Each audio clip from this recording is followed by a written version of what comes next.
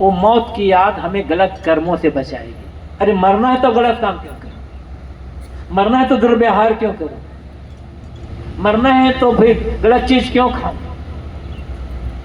अमर होते तो जैसा चाहे वैसा खा लेते, जैसा चाहे वैसा सोते, जैसा चाहे वैसा व्यवहार कर लेते। मरना तो है तो गलत छाप छोड़कर गलत संस्कार बना करके क्यों ना, ऐसा जीवन क्यों ना जीऊं और ऐसा जीवन जीकर दुनिया को क्यों ना छोड़ूं कि जिससे लोगों को अच्छी प्रेरणा मिले, अच्छी सीख मिले, अच्छे संस्कार मिले, एक आदर्श मिले। ये है जीवन जीने की कला और यही किसी की श्रद्धांजलि सभा में उपस्थित होने का फल होता है। प्रसंग श्री लाल जी की श्रद्धांजलि सभा का है। आज से 1 महीना 2 दिन पूर्व उनका नश्वर शरीर दुनिया में नहीं रहा, आत्मा तो अमर है।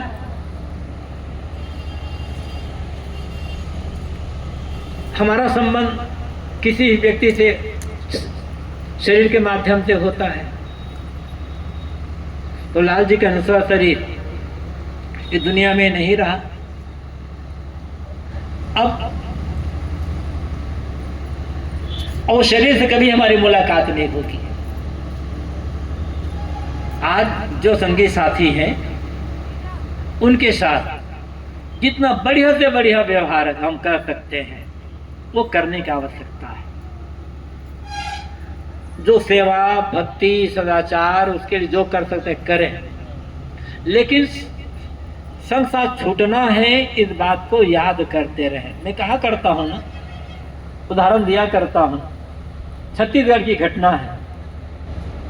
एक छोटा सा आश्रम वहाँ कार्यक्रम था, बगल में गांव था, वहाँ उस गांव में एक भगत का शरीर छूटा था। गए तो एक अंतिम दिन हम लोग गए, शाम का समय में सत्संग के पश्चात स्वागत सत्कार किए, थोड़ा जलपान हुआ, कुछ ज्ञान चर्चा हुई, चलने लगा तो जिस देवी के पति का शरीर छूटा था उसकी उम्र भी 60-65 से ज़्यादा रही होगी, उसके पति की उम्र और फिर ज़्यादा रही होगी। उस देवी से मैंने कहा, देखो तुम्हारा बहुत साथी 40-50 साल पुराना साथी चला गया और ऐसा गया कि कभी लौट करके वापस नहीं आएगा। दुखी मत होना, क्योंकि अधिक दुखी होगे तो वो लौट करके आएगा नहीं, और जो बच्चे हैं घर में उनकी सेवा नहीं हो पाएगी।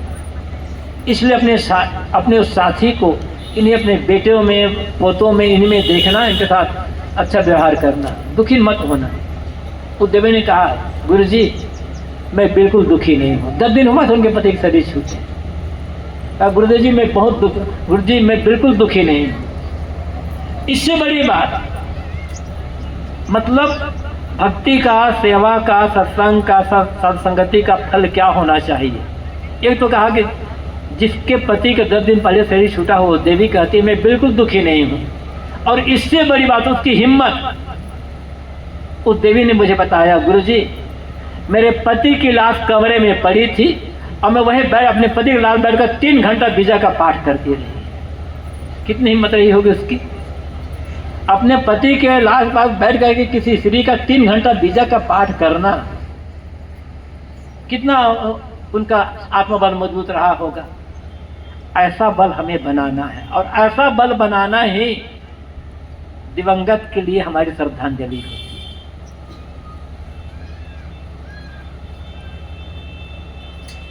क्योंकि गए वो लौट कर आएंगे नहीं, दुखी रहेंगे तो जो है उनके साथ सेवा नहीं बनेगी, बढ़िया व्यवहार नहीं बन पाएगा, अपना जीवन हम जी नहीं पाएंगे। अंतिम बात, सभी ने कहा लाल जी के परिवार है, उनके पिता माता भाई बंधु भाभी पत्नी बच्चे सभी उनके अच्छे व्यवहार से स्वभाव से प्रसन्न रहे हैं, और इसीलिए दुख थोड़ा ज़्यादा होता है। लोग जिनका स्वभाव बढ़िया हो, संस्कार बढ़िया हो, व्यवहार बढ़िया हो, जो हंसता रहा हो, हंसाता रहा हो, ऐसा व्यक्ति एकाएक जब चला जाता है तो थोड़ा दुख ज़्यादा होता है। लेकिन उस दुख को सहना होता है। दुनिया की हकीकत क्या है? किसी के घर में कोई बच्चा जन्म लेकर के जैसे ही आया मां के गर्भ से बाहर, वैसे ही कानूनी तौर पर पिता की संपत्ति का उत्तराधिकारी हो जाता है। कुछ किया नहीं, बस अभी जन्म लेकर बाहर ही आया है, अब बाहर आते ही पिता की संपत्ति का उत्तराधिकारी बन जाता, कुछ नहीं करना पड़ेगा। लेकिन असली उत्तराधिकारी वह होता है जो अपने पिता के संस्कारों का, कर्मों का उत्तराधिकारी होता है, संस्कारों का उत्तराधिकारी होता है।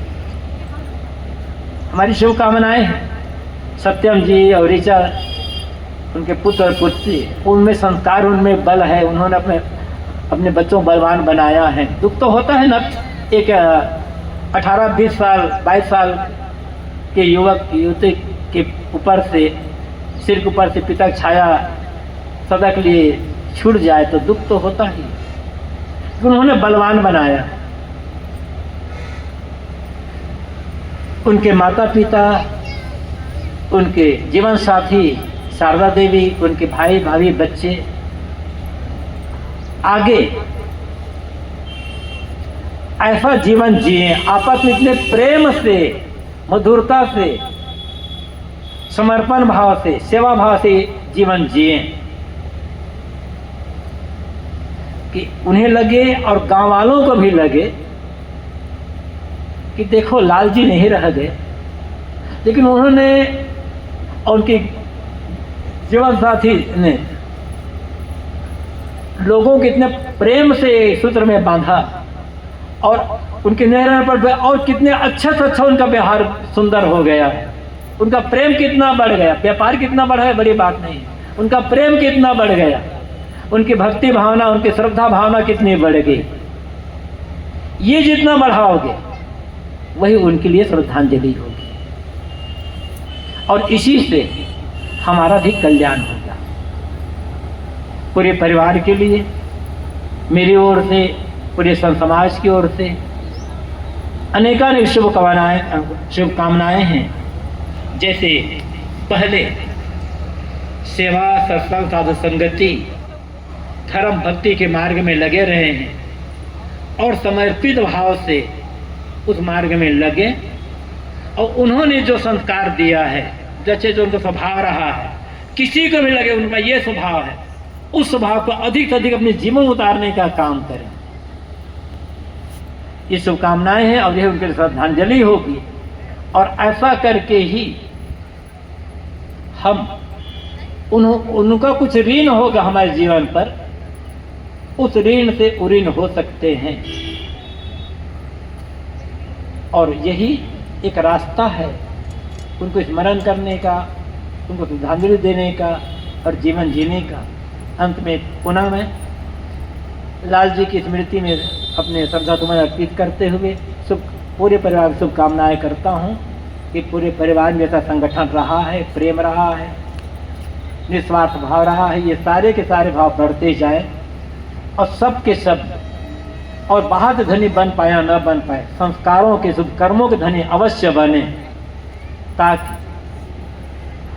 जो वर्तमान जीवन है वो सुंदर बन सके और घर परिवार समाज में एक अच्छे आदर्श का को स्थापित कर सके।